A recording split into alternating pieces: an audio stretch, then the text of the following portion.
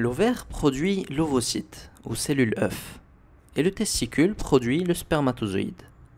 L'ovocyte et le spermatozoïde se rencontrent et 9 mois de croissance plus tard, un nouveau-né sort. Seulement d'une part, cette production de l'ovocyte se fait par des phases, des étapes, et d'une autre part, une fois fécondé, il aura besoin d'un nid pour se fixer dessus et se nourrir afin de grandir et de donner le nouveau-né. Et c'est pour ces deux raisons que le cycle menstruel existe.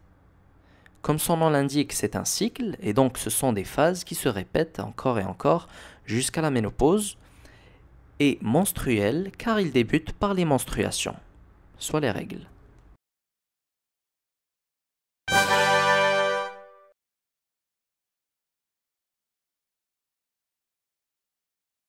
Ces phases du cycle menstruel ont lieu à la fois dans l'ovaire et dans l'utérus, et sont au nombre de 4. La première étape, ce sont les menstruations. Si l'ovocyte n'est pas fécondé, il meurt, et en même temps meurt le nid qui s'était formé avec lui. Et puisque ce nid était riche en vaisseaux, ça va se manifester par des menstruations, des saignements. Et ces menstruations vont libérer l'espace pour la réalisation d'un nouveau nid pour le prochain embryon potentiel. Ce qui se fait en commençant par la prochaine étape, qui est la phase folliculaire. On avait dit que la production de l'ovocyte se fait par des phases, car ce qu'il y a au début dans l'ovaire, ce n'est pas un ovocyte, c'est un petit follicule. Et sous la stimulation de la Follicle Stimulating Hormone, ou FSH, ce follicule grandit progressivement en sécrétant de plus en plus d'oestrogène. Et cet oestrogène va stimuler la croissance de l'endomètre, qui est la couche superficielle de l'utérus. En d'autres termes, il se prépare lui-même son nid. Ensuite vient la troisième phase qui est celle de l'ovulation. En approchant sa taille maximale, le follicule entraîne un pic de sécrétion de l'oestrogène, ce qui entraîne par rétrocontrôle positif un pic de FSH et un pic de LH. Et ce qui nous intéresse ici, c'est le pic de LH, ou pic de Liberating Hormone, l'hormone qui va libérer l'ovocyte du follicule. C'est l'ovulation. Et puisque l'ovocyte est prêt, il faut se préparer à accueillir le spermatozoïde. C'est pour ça que le mucus du col de l'utérus devient moins visqueux et donc plus perméable par le spermatozoïde. Et hop, pas maintenant. Et on pourrait penser que le travail du follicule est terminé puisqu'il a déjà fait l'ovulation. Mais ce n'est pas du tout le cas. Car la quatrième phase est la phase lutéale. Le fait d'avoir appelé la LH Liberating Hormone, c'était une astuce. En réalité, elle s'appelle la Luteinizing Hormone, hormone lutéinisante. Et lutéus veut dire jaune, car cette hormone, en plus de libérer l'ovocyte, va faire jaunir ce follicule en favorisant son bourrage en cholestérol. On l'appelle alors le corps jaune. Ce n'est plus le follicule, mais le corps jaune. Et ce cholestérol à l'intérieur est le précurseur à la fois de la progestérone et de l'oestrogène.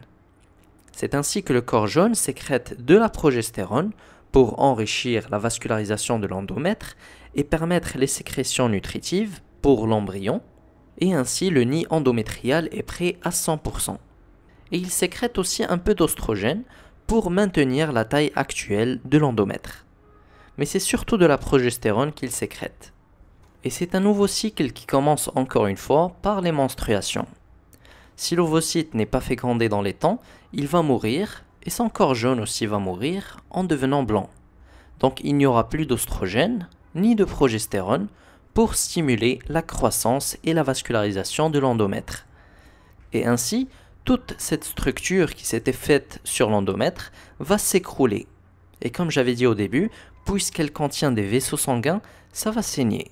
Ce sont les menstruations. L'utérus est donc prêt pour une nouvelle phase folliculaire. La FSH fera grandir le follicule qui sécrète de l'oestrogène, ce qui fait épaissir l'endomètre. Prêt pour une nouvelle ovulation, une fois c'est grand, le follicule sécrète l'oestrogène en pic, ce qui fait sécréter la LH en pic, ce qui libère l'ovocyte. Prêt pour une nouvelle phase lutéale, car le follicule ayant permis l'ovulation devient via la LH un corps jaune, qui sécrète de la progestérone qui va enrichir la vascularisation de l'endomètre. Mais s'il n'y a pas de fécondation, il n'y a plus de raison d'être pour cet endomètre épaissi et vascularisé. Et donc il s'écroule sous forme de menstruation.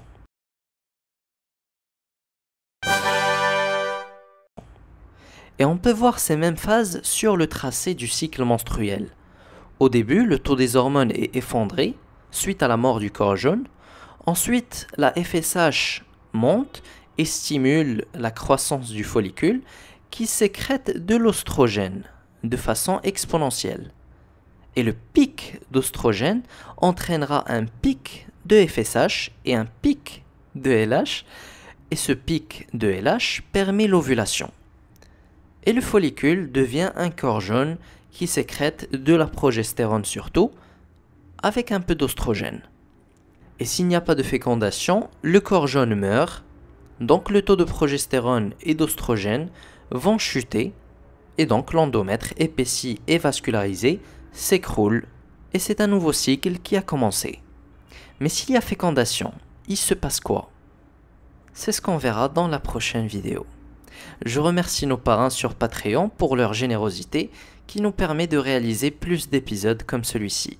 Le lien du parrainage est dans la description. Et si tu trouves que ça en vaut le coup, n'hésite pas à t'abonner et à bientôt Inch'Allah sur la prochaine vidéo de Dr Astuce.